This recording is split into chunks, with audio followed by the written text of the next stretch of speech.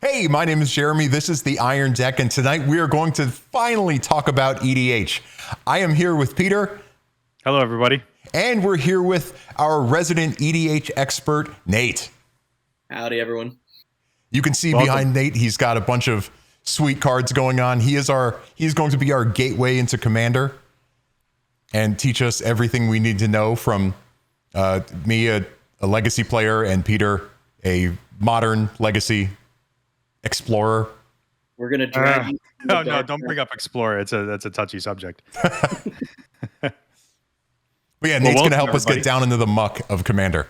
Yes, Welcome to the dark side. We have soul rings.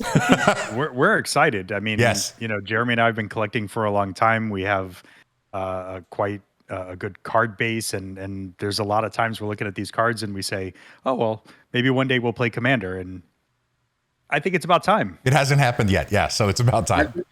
I've been pestering you guys for as long as I know you, I think, to try to drag you down that rabbit hole. And so close. I can feel it. So close. I know it's going to happen. I'm going to corrupt you. Yes, it's time for us to finally use all those cards that have been sitting in our binders for years that we can't use. It's a great collector's format because you only need one. Exactly. Right. And we're going to get into that because that's one of the features of Commander that I think allures a lot of people into it. So, well, let's start off. Let's talk about what is Commander, right? It's a 100-card deck, one of each card. One of those cards is your commander. And my understanding is that commander stays in exile. It has certain color affinity to it, color identity. And then your deck can only use those colors, correct? You're close. Okay. There's a special zone we get called the command zone. So it's not an exile. So things like all the cheats that grab cards from exile, which do work in Commander, not from outside the game, but exile is a zone in the game. But we also have an additional zone called the command zone. Commanders sit there. Companions sit there. Technically, emblems go there. Okay. So that is one change to it. That is our extra card always in hand. But the color identity, you're right. Our deck has a massive restriction around the color of your commander, not just the colors in the pips. So things like Morophon, where it's an artifact card, it's a colorless card, and in the ability you have 5 colors. That is a 5-color commander. It doesn't just go by what the mechanical color of it is. There it is. So Morophon, albeit a colorless card, and if it's on the stack, it is a colorless card. You cannot use Pyroblast on it. For Commander, it's color identity. It identifies as a 5-color card. So we're allowed to run any card we want in it. So accordingly, for example, if we had a mono green deck and I'm running my mono green Kamal deck, I can't put Morophon the Boundless in it because it is a colorless card.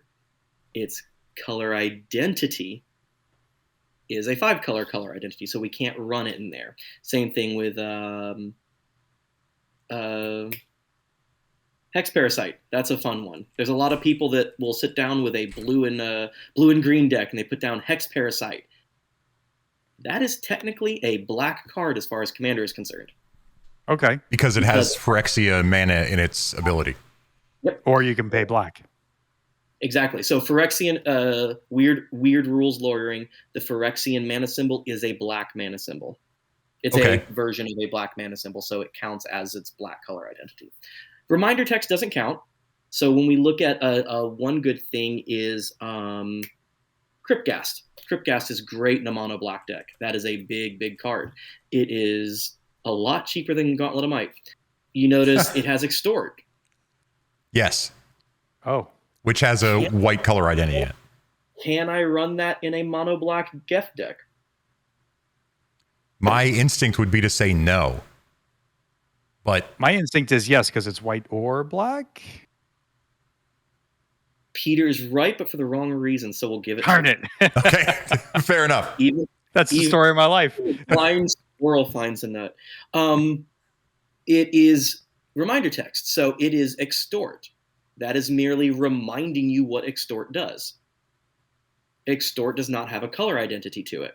So it is a black card that happens to have Extort. They are courteous enough to remind you what Extort is.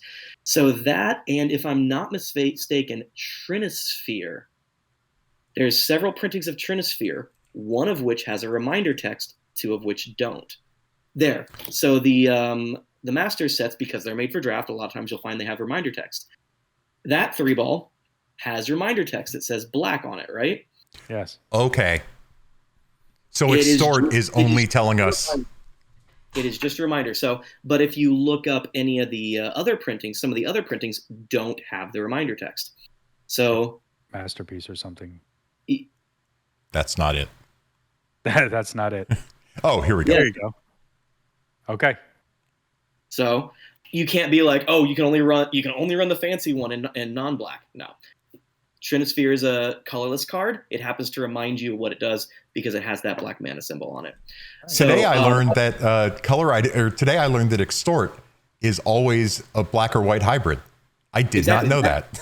That is part of Extort's ability, is that it's a black-white hybrid. I did not know that. All right. Are there any other rules as to what can be your commander? Ban list. Well, other than that, doesn't have to be legendary or anything like that? It has to be a creature, and it has to be legendary. Or one of the planeswalkers. And then the main rule in Magic is, unless the card says otherwise. There are several planeswalkers that say, this may be your commander. Got it. So those are the exceptions, and there are a number of planeswalkers that have it.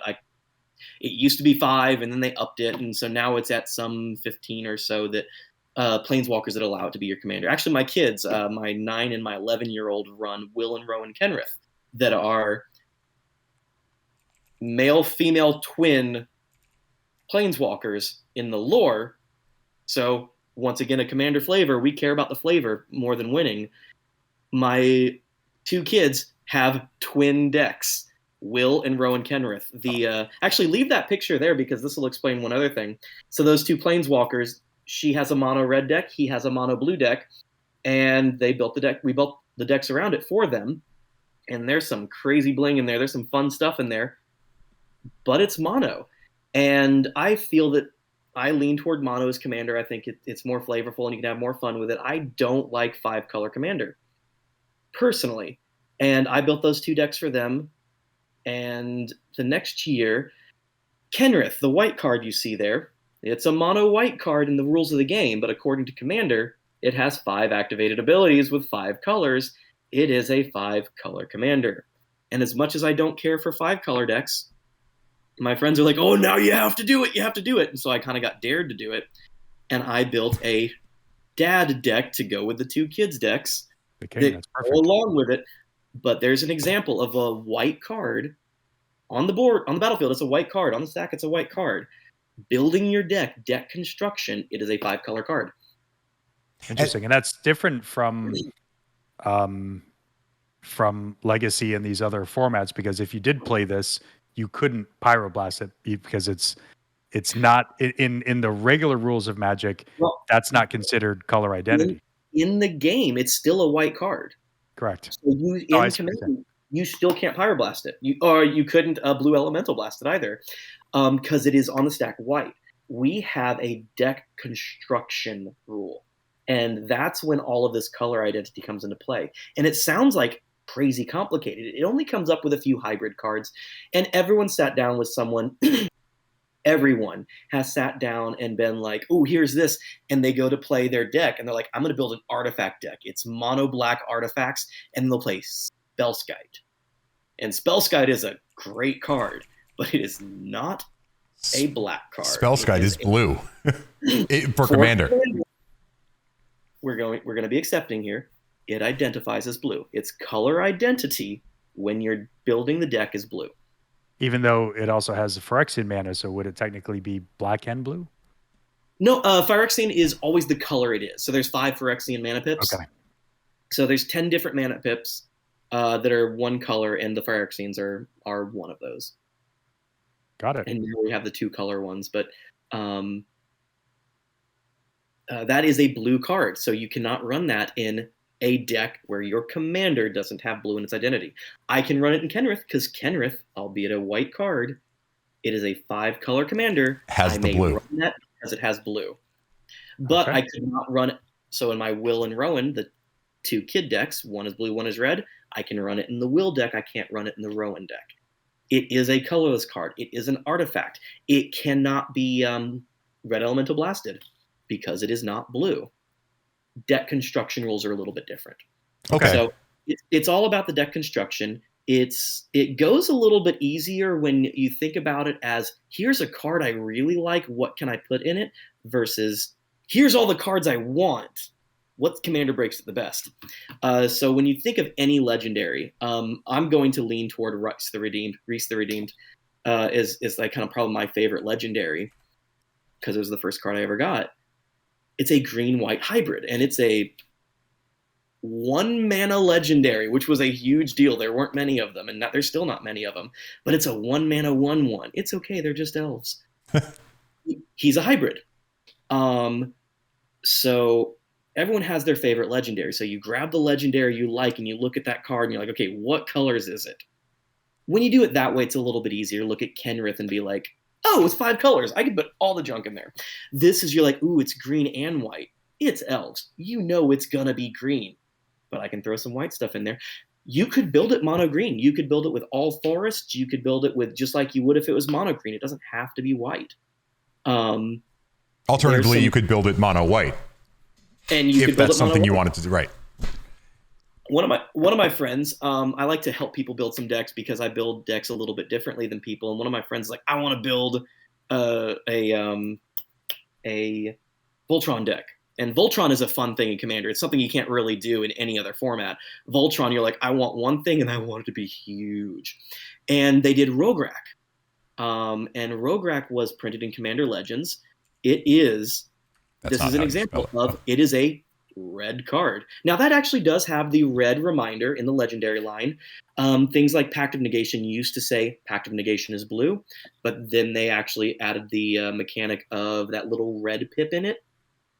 If you zoom in on it, you see right next to legendary creature, that red pip reminds you it's red. Even though there's no mana cost, that could be blue elemental blasted. It is a red spell, not just in Commander. That is a truly red spell. So Rograk, you notice it has partner as well. Partner is a mechanic that is, you can always have it in any format. This is legacy legal. But partner allows you to have more than one commander. So what we did was we grabbed a green-white partner commander. We didn't even care what it was. Honestly, I don't even know what it is. He never plays it. It's just a green-white creature, legendary, that has partner. He has Rograk and a green-white partner. Honestly, I don't know. Just to get the color identity? It is just for the color identity. His deck is now green, white, red. The entire deck, and I mean every single card in the deck, is green and white. He does not run a single red card in the deck. So and it's hilarious. Rograk is the card that he always goes for when he plays his commander. Turn 1, Rograk, and I'm going to throw 1 mana enchantment on it and start swinging. It's silly, and that's the point. He has, I'm going to play a mono red deck he calls it a mono red Selesnya deck. So, I like it. So not to get into fraught waters here, but does that take something away from Commander in that you can kind of cheat the color identity like that? Some people did like it, some people didn't like it. It's kind of grown on a lot of us. I didn't like it when it first came out, but not for that reason. When it first came out, it came out with only a few cards because we have 5 color legendaries. Right. Insert dragon here. We have mono. We have 2 color. Yea, my Rice the Redeemed. 3 color is easy.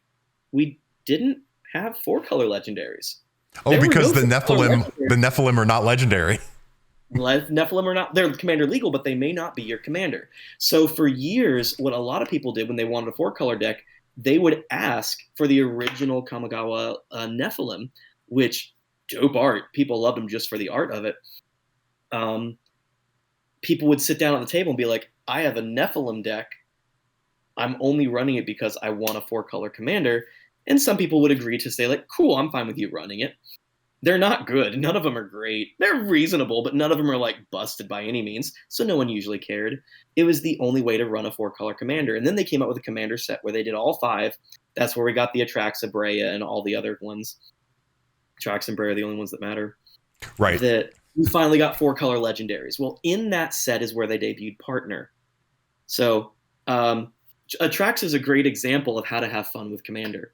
So Atraxa in that is the Commander, and it is very powerful. And you think, oh, there's 2 things that people are going to do with that. They build Infect or they build Planeswalker, Super Friends.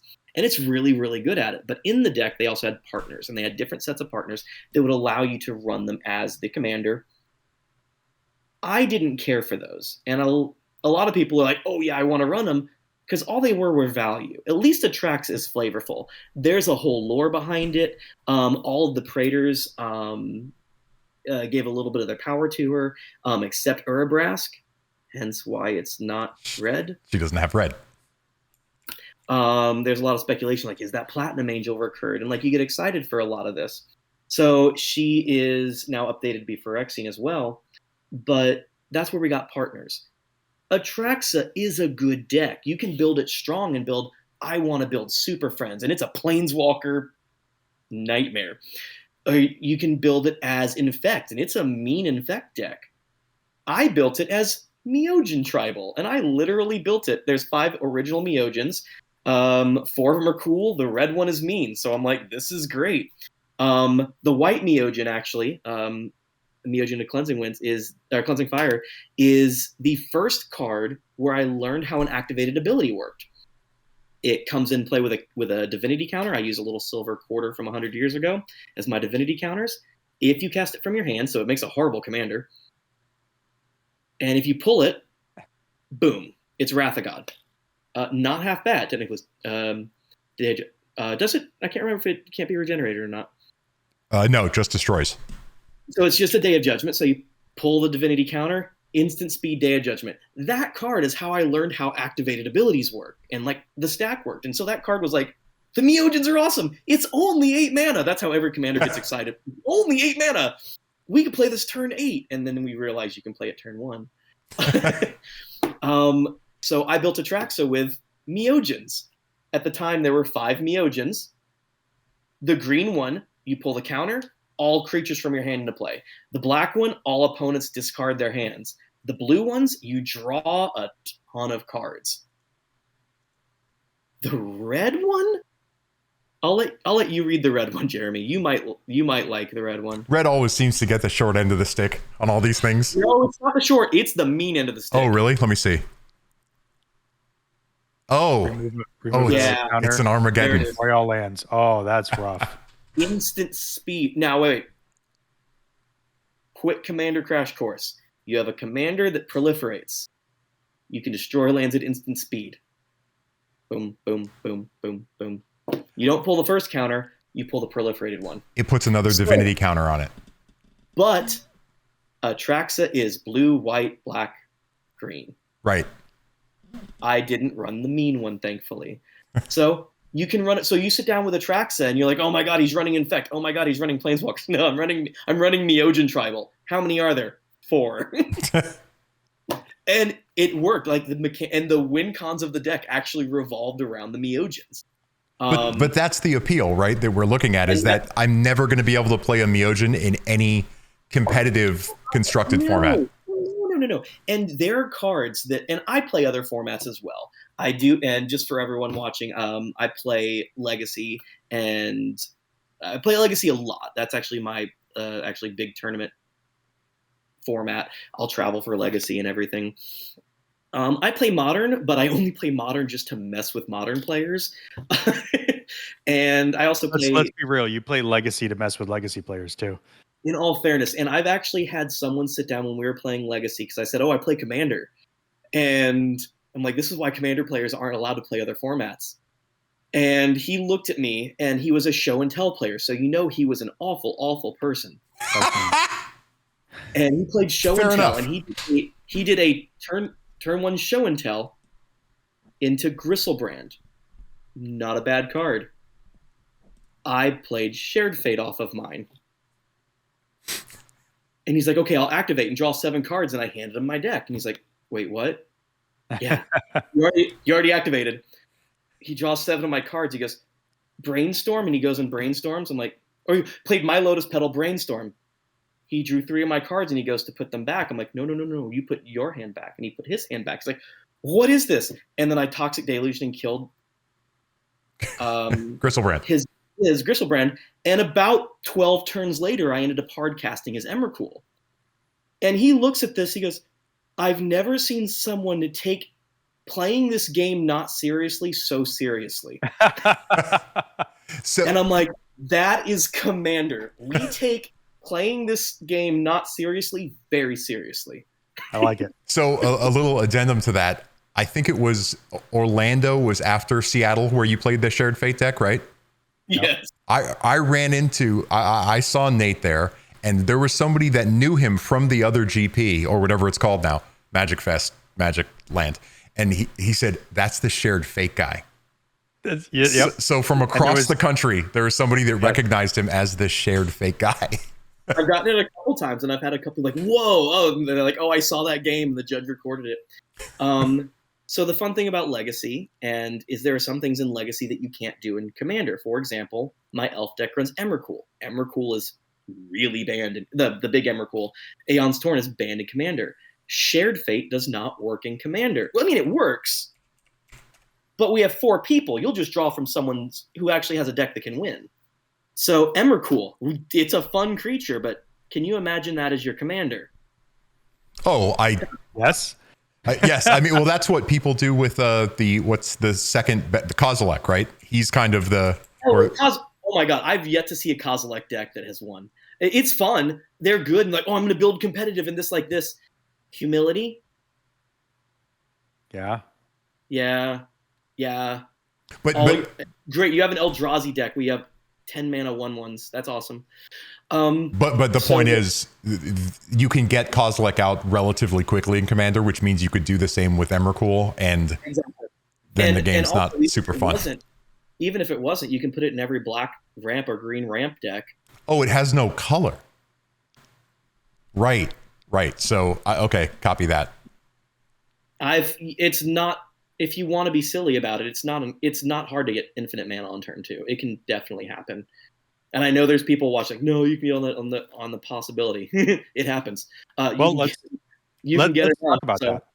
Let's talk about that, because the one problem Jeremy and I have been having about trying to brew a deck is this whole concept of EDH and CEDH, which is competitive EDH. And Jeremy, you can tell the story, but there's this whole concept of like what's too powerful. Jeremy, you wanted to make a vampire deck or something. Oh, I wanted to make he was one of the pre-con commanders, Edgar Markov, right? It's kind of sweet. My God. Edgar needs vampires. I'm going to play vampires. Edgar, 2 things. One, if you say you're going to play vampires, I ask, okay, what color sleeves did you use for your Edgar Markov deck? Right. So I see this card, right? I'm a former Vampire the Masquerade weirdo. This card comes out. I see the coolest art, of him getting suited up, the Vulcan Vaga art. It's like, this is awesome. And it makes a bunch of 1/1s. This can't be too powerful. And like I got like ghosted in a group that I was going to play Commander with. And like, I said, hey, I'm going to play Edgar Markov. And he like stopped talking to me. I was like, wait, is that strong? First of all, Vulcan Vaga can do no wrong. Yeah, preach. Absolutely. I've got a signed Vulcan Vaga piece here, and I remember meeting him. Super nice guy. And the way he does art is incredible. I love it. And I saw that card came out, and you're like, this is gorgeous. It is a really powerful card. And let's go back to Atraxa, the one that I was just talking about, the Proliferate one. Yes. It depends on what you want to do with it. So Atraxa, this is a great example of a card where you sit down and you can get hated out of a game. One of the biggest things is what we call rule zeroing. No, think of session 0 for D&D. Rule 0 is when you sit down and you kind of have that agreement of what you're going to play. I play both very, very competitive, very, very, very expensive Commander. And not kidding when we say no holds barred. Turn 1 land equilibrium, and it's not even our turn, has happened. So we can play very, very mean, very, very strong decks. And then we can play the silliest of the silly. We have decks that we try to make bad because it's fun. I had Dash Tribal for a while. And you're like, oh, Dash Tribal, it's silly. You play Confusion in the ranks, dash something, swap it, get it back. It's silly. And you can take a good card. Confusion in the ranks is a silly card where people are like, wait, what? You play a card that enters.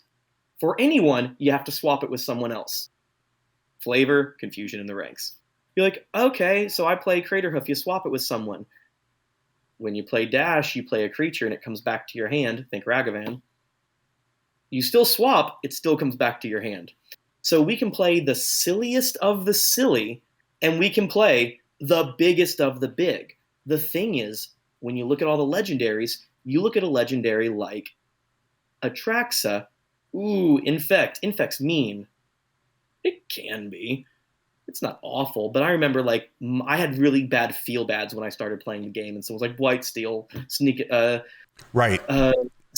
Blightsteel. Haha, I got one person, and everyone hates him out of the game, but you're still dead while everyone else is playing for an hour. Atraxa, I played a silly deck. I played Myojin Tribal, and if it won, I won with a silly mechanic, Myojins. But I could also play Planeswalkers where you take infinite turns.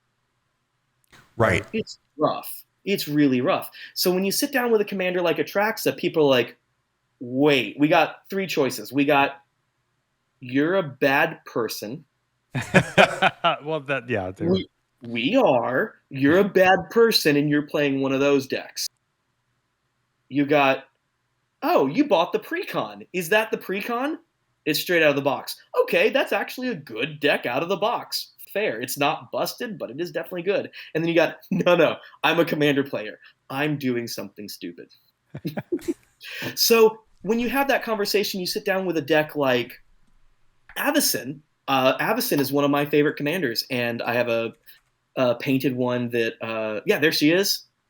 Avacyn, Angel of Hope. I believe she came out April or May 2012. She is a big girl. She's an 8 mana 8/8. She's the opposite of Gristlebrand. She's the 8 mana 8/8 that is indestructible, and so is all your other stuff. You can sit down with an Angel deck and be like, oh, I'm playing Avacyn. 3 things. Oh, you're playing budget Avacyn. Silly. You got a $40 card and everything. You just put angels and stuff in there. Cool. Oh, how many land destruction spells do you run? All of them. Right. Okay. Avacyn land destruction is a thing. It's a mean thing, but it's a thing. My Avacyn deck is Angel Tribal. Strict Angel Tribal. Like, even the instants and sorceries have angels on them. I can't run Angel Warriors or Angel Clerics. It is only angels. Decree of Justice, which you makes, it's a XX white. You make angel tokens, but you can cycle it and make human tokens. It's not in the deck because it makes something other than angels. So I have a very strong commander, a crazy strong commander that you might expect me to run Armageddon and Ravages of War and all these like destroy all land spell and Cataclysm. No, it's literally Angel Tribal to the point that my instants, sorceries, and enchantments even have angels on them. So you've given yourself a deck building restriction out of flavor. You want it to be a specific. So if I sit down with a group of people that I know, they're like, oh, this is Angel Tribal. It's a decent, I say decent. My idea of decent is still kind of rough. It still runs 13 board wipes, but no land destruction, not even a wasteland. And so when you sit down in Avacyn, you kind of have that rule 0 discussion, and we'll sit down being like, what kind of Avacyn? My group knows my Avacyn is fair. In fact, we give it to new people. I've played it. It is a beautiful, blinged out, 13 masterpieces, crazy deck. And it runs Foil Grim Monolith, for example. And we give it to new people and we don't tell them. And we let them run. It's like, ooh, it's shiny. And my 9-year-old daughter plays it. It's shiny. It's pretty. It's not horribly mean. But if I sit down with strangers, they're like, oh, you run Armageddon. Nope, no land destruction, no nothing. You have that conversation. Back to what Jeremy said that kind of got me on this, Edgar Markov. It is really good. And we've all played against Edgar Markov decks. It's like, doop, doop, doop, vampire. Oh, you get another vampire. That's cute. Doop, doop, another vampire. Oh, that's cute. And then you play the vampire where you tap them all and you gain control of a creature. Oh, Captivating Vampire. Yeah. That's the one. You run that, don't you? No, because I haven't made the deck yet. But I did have a crappy vampire deck that did. So, crappy vampire like a deck casual 6C kind of vampire deck. But that's the thing. Crappy vampire deck that has it, fine. Edgar Markov is a good vampire deck. It craps vampires. Right. So it's nothing to have 20 vampires be like, mine. Right. Over and over again. So you would do that for CEDH because you're trying to win a tournament, but when you're amongst your friends, you're going to kind of go more for flavor. Don't get me wrong. With friends, we'll play that. We have this conversation where I've got this deck here. I don't break this out unless we say, no holds barred. Let's no go for questions asked. Can we be mean? Right. And if like, you know what? I built an Edgar Markov deck and I'm going for speed and I want to be oppressive. Cool. You don't want to test it against a precon. You don't want to test it against someone who's never seen Edgar Markov. You're like, just like when you're playtesting Legacy. If you're like, oh, I have show and tell, you don't want to practice against a standard player and be like, oh, here's my other okay Legacy deck. That's not really a test, right? Right. If you're going to sit down with Edgar Markov and you're like, you know what? I want to build biggest and best. Cool. That's CEDH. That's more along the lines of CEDH where you can do that. And I don't even call it CEDH in our play group. We refer to it as biggest and best. The reason why is you can build a biggest and best deck that isn't what you Google CEDH to be. Holy shit, they can be oppressive, they can be strong, and what makes it strong is you're not expecting certain lockouts. You're not expecting a certain card to kill you. Edgar Markov, I expect it to kill me. It's not a surprise. I know what vampires do, and I know what good vampires do. So the reason why is we have things that are called auto builds. Okay. There are some decks that just build themselves. There are just certain either mean or easy combos that you put in, like Sanguine Bond, Exquisite Blood. Okay, yeah, I know what that is, but let me pull it up just for... To pull it up, it's 2 enchantments, and individually, they're good enchantments. One enchantment says, whenever you gain life, target opponent loses that life. That doesn't sound that bad. Sounds reasonable. I have an Alluro deck. It gains 2 life every turn. That means, whoa, every time I gain life, someone loses 2 life. That's reasonable. It's 5 mana. And then there's Exquisite Blood. Whenever an opponent loses life, you gain life. Of itself is a very easy card. Oh, when an opponent loses life, you gain life. It's a life gain deck. What's wrong with that? Together, it's infinite. No one is surprised. So I'm to the point that I don't run either one of them in my decks because if you see one, it's kill on sight. Because you know the other one it's in the deck, right? I don't want to risk it even if it isn't. Right. So now if you run it, now let's say you made your Edgar Markov and you run Exquisite Blood. That is a vampire card. Look at that. Right. That is flavor for days if you're like, I want a vampire deck that has that. Fair. I will look at you and say, I might give you a chance to say, do you run Sanguine Bond? If you say yes, we will kill you first for the rest of the night. You want? Yeah, we know. It's fair. And that's the thing. So if you're playing, like, I want to play Edgar Markov. So it sounds like your play group that might have been like a little bit, no Edgar, is because we know these things are in there. And that's actually a fair vampire card. That's a very vampire-y card. Yeah, and there's the sweet Dracula version. Like, there's a million reasons I want to play it, right? Sweet. And that's fair. So some play groups are going to be okay with the combo because we're going to kill you, or we have outs for it. But it's black. We have Demonic Tutor. We have Imperial Seal. We have Imperial Seal before it was printed in Double Masters because we're Commander players and we play the weird stuff. So a lot of we could tutor for it if we want, but when you play that, you're only going to have so much fun winning with it. I played it in a deck and I won with it. I'm like, okay, yeah, it's coming out. It wasn't fun. Right. We saw it all coming. We did it. Everyone's lost to it. Everyone's killed everyone with it.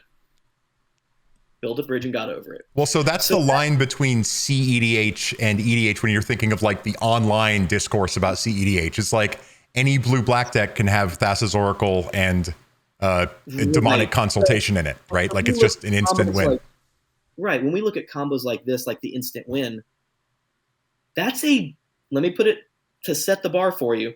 That is a bad one. Exquisite Blood Sanguine Bond is 10 mana. Right.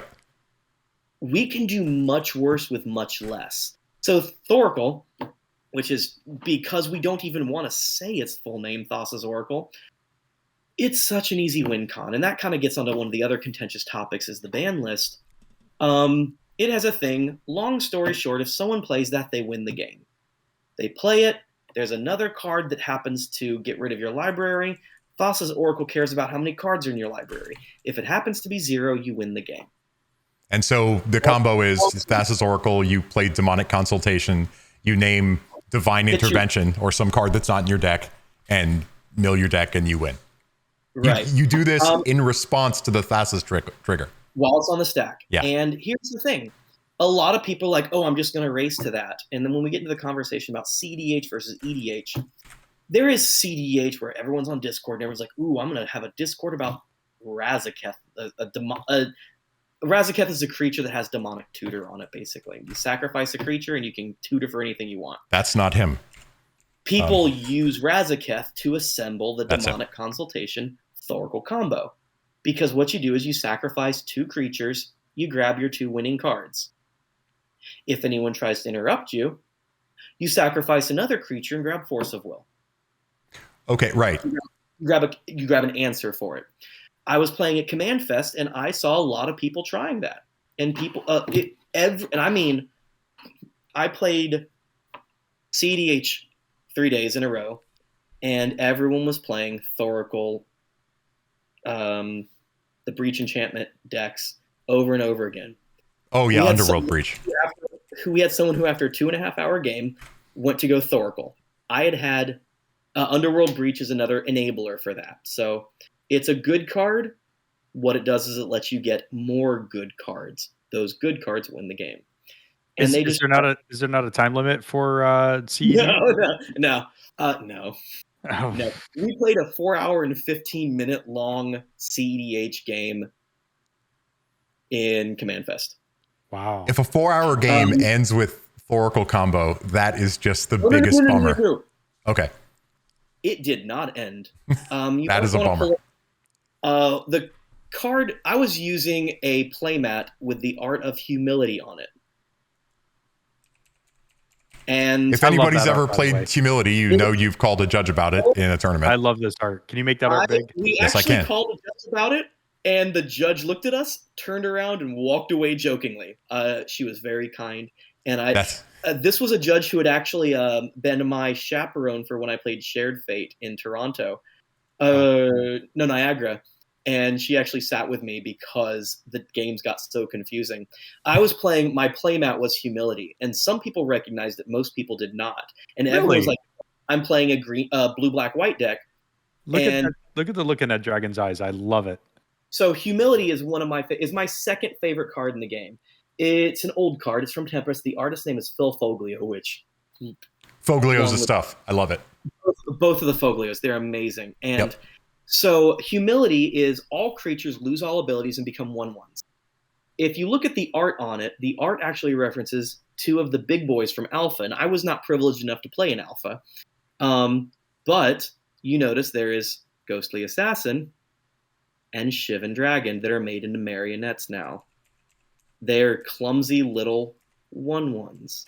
The biggest cards in Alpha. Remember, Shivan Dragons were worth more than Moxen back in the day. Wait, what was it? It's not Ghostly Assassin. I'm trying to look up?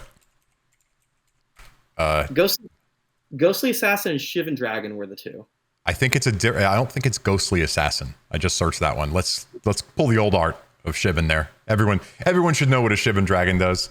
Yeah, for sure. This is the this is the OG here. I think one of the most printed cards in Magic. As we just endlessly. One of them.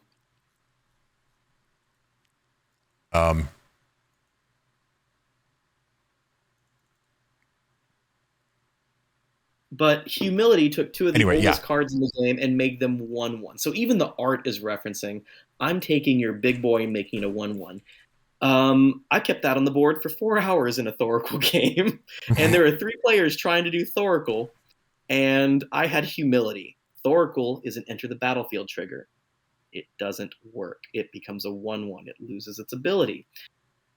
My deck was revolving around making sure, and about 3 hours into the game, one of the guys looks at me and goes, "You don't have any creatures, do you?" I'm like, "Not a single creature in this deck, and I don't cast my commander." Well, so how do you win? It's a creatureless deck, and it wins off of several different combos. It has a lot of backups. And what happened was someone went to go get rid of Humility, and I let them because I knew what they were doing is they were trying to win. And he went to go play Thoracle. Thassa's Oracle that when it enters, trigger on the stack to win, but he has to have almost no cards in his deck. Plays Demonic Consultation in such a way it gets rid of his deck, he wins the game. I let him do Demonic Consultation, and then when that went to resolve, I cast Trickbind. Oh yes, that was in one of my sneak and show. I was gonna say, can you stifle it? Trickbind is amazing. He had no answer for it because it is split second. Impossible. You could have the morph creature that morphs and counters a spell. I had 1 card in hand intentionally, and I had Trickbind. And he's like, "I knew you had it," and he was angry, but laughing at the same time because that was Commander. We had been playing for hours, and I finally let him get rid of Humility and play it, and I ended up killing him because now he has no cards in his deck.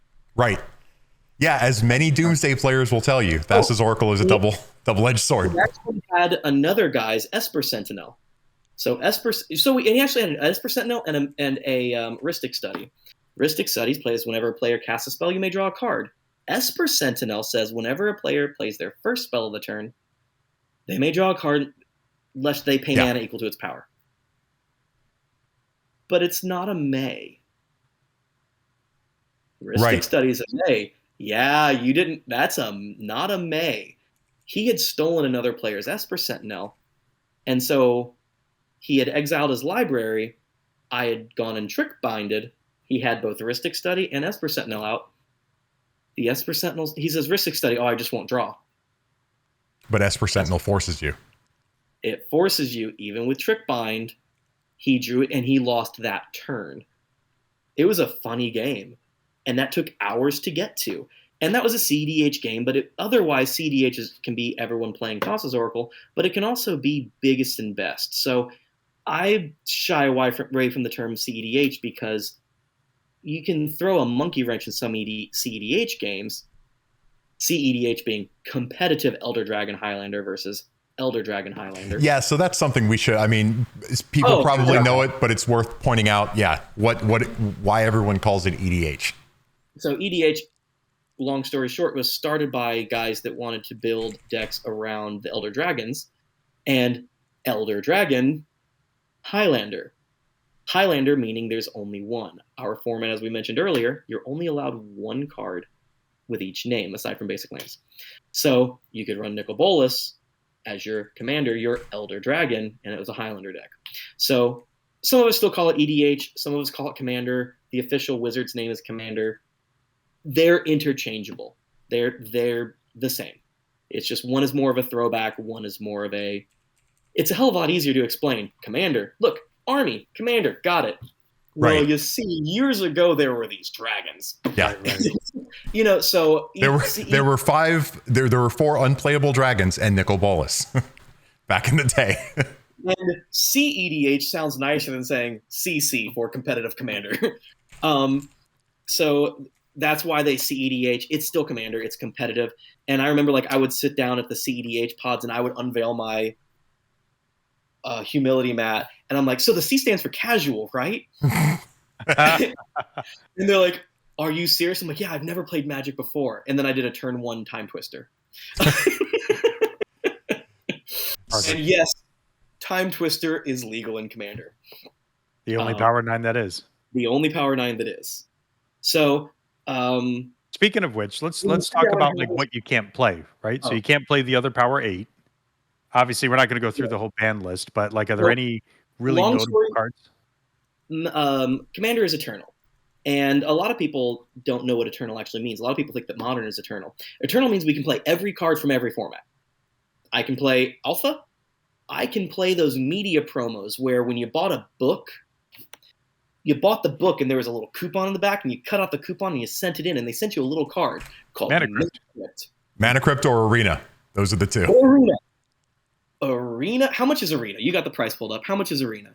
For the original one is about $10. Okay. Mana Crypt is not. Mana Crypt is not. So those cards weren't printed in sets. There was no booster that you went to the store and be like, ooh, I want to crack open a Legends booster and get a Mana Crypt.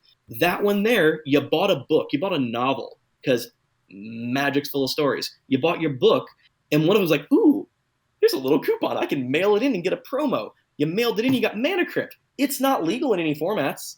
It's not legal in at the time, I think it was called Type 1. Type 1, yeah. It's not legal. It's not going to be legal in Standard going forward. Commander is Eternal. We don't care.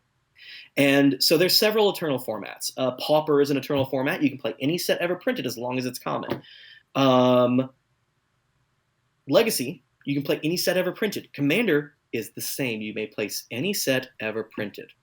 We have a ban list. Vintage is you may play any set ever printed. Cards are restricted versus banned.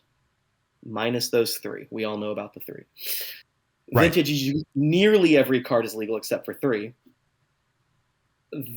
Legacy and Commander is every set. You can go back to Alpha, except about 50 cards. We have some 30,000 cards that are printed in Magic. 50-ish of them are banned in each format. Yeah, I can't play a Chaos Warp. Or a Chaos Orb. We play Chaos Warp, not Chaos Orb. But like that card is banned in both. It's banned everywhere. It's a dexterity. Actually, it's not banned in Old School. Old School, which has now been eroded to say Target, because what people did was, long story short, you take that card, you literally stand up, flip the card on the table. There was a red card that did the same thing. Both of those cards are banned for being Falling Star. There it is. Legend sorcery. So both of those cards are banned in Magic now because they're manual dexterity cards. They're not convenient for someone who has our capabilities.